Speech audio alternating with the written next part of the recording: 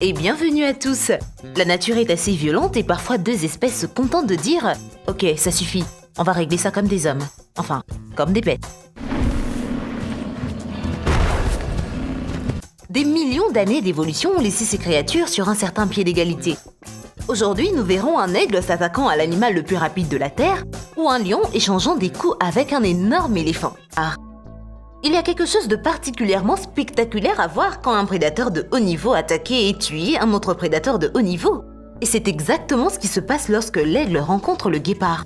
Le guépard tacheté est instantanément reconnaissable dans le monde entier grâce à son pelage tacheté et à son long physique d'athlète qui a évolué pour permettre à ce gros chat d'être l'animal terrestre le plus rapide de tous, capable de courir à des vitesses allant jusqu'à 130 km/h.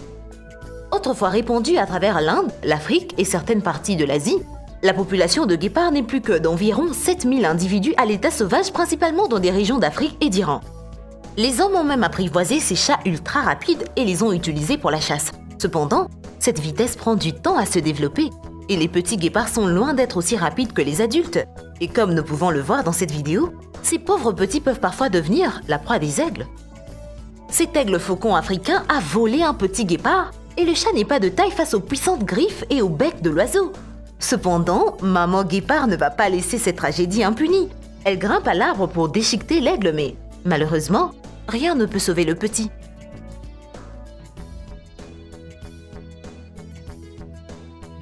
Un éléphant contre un lion.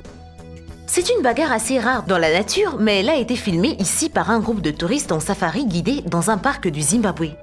Le groupe s'est levé tôt pour se rendre à un endroit où ils avaient vu la veille un groupe de lions. Dans l'espoir d'apercevoir les plus grands prédateurs africains alors qu'ils commençaient leur visite ce jour-là, ils ont vu quelque chose de vraiment inattendu. Une lionne adulte qui se battait sauvagement avec un jeune éléphant femelle. L'éléphant était peut-être jeune, mais elle était loin d'être une bleue.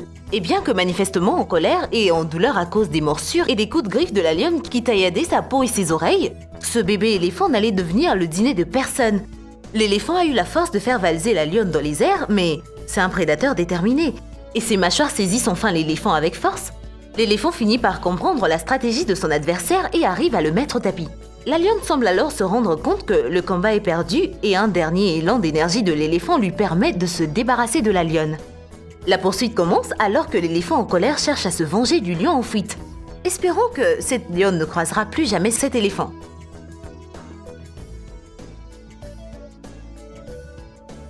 Les abeilles contre les fourmis.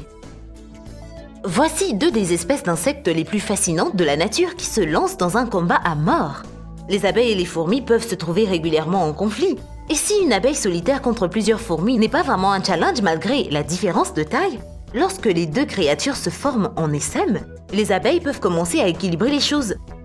La force et la ténacité des fourmis est formidable, mais les abeilles ont bien sûr l'avantage de voler et d'avoir une méchante piqûre qu'elles peuvent administrer, bien qu'elles doivent payer le prix ultime de la mort, car l'acte de piqûre tue les abeilles.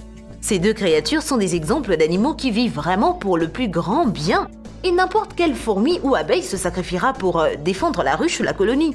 Cela dit, le simple nombre est généralement en faveur des fourmis, et sans parler du fait que la piqûre d'une abeille est conçue pour repousser des menaces plus importantes pour leur habitat que les fourmis minuscules.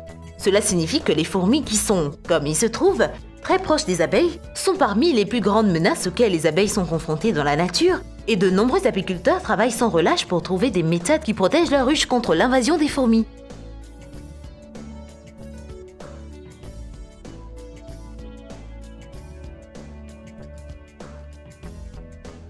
Un canard contre un poulet. Voici deux créatures dont les noms ne viennent normalement pas à l'esprit lorsqu'on parle des plus grands guerriers du règne animal. En fait, le mot poulet est synonyme de l'exact opposé. C'est un mot aussi vieux que l'on puisse se souvenir pour décrire quelqu'un qui est lâche. Les canards, par contre, sont en quelque sorte les bad boys du monde de la volaille, connus pour leur comportement agressif et leur mauvaise humeur les uns envers les autres. La vidéo montre que la poule alpha de la race Orpington n'a pas eu peur d'affronter ce canard de barbarie mâle, bien qu'il ait été dépassé par le long bec du canard et qu'il ait été fortement désavantagé en termes de poids. En fin de compte, le gros canard a gagné la journée et l'on a jeté l'éponge pour éviter que la pauvre poule ne soit blessée. Mais peut-être que les poules ne sont pas aussi lâches que ça. Après tout, il ne faut pas oublier que l'humble poulet est le plus proche parent vivant de nul autre que le Tyrannosaure Rex.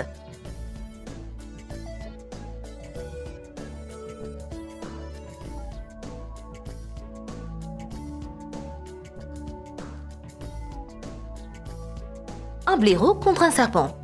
Voici deux autres bêtes merveilleuses de la nature qui en sont venues à représenter certaines caractéristiques chez les êtres humains.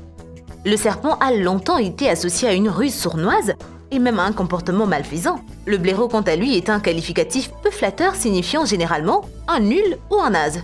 Mais c'est loin de représenter le caractère de cet animal indigène d'Afrique, d'Asie et du sous-continent indien. Malgré le fait qu'il soit un mammifère de taille moyenne, il n'a pratiquement aucun prédateur. Cela est dû à son caractère tenace et sa férocité, trait qui démontre à s'attaquant à des serpents extrêmement venimeux que d'autres prédateurs préfèrent éviter. Dans cette vidéo, on peut voir un blaireau se charger d'un serpent taupe relativement inoffensif, mais s'il est assez fin, un blaireau s'attaquera même à un serpent extrêmement dangereux, comme le mamba noir. Ces monstres venimeux sont rapides et mortels.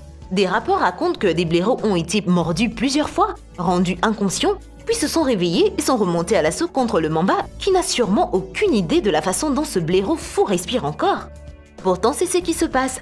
Le blaireau se relève et continue de se battre jusqu'à ce qu'il mange la tête de son adversaire.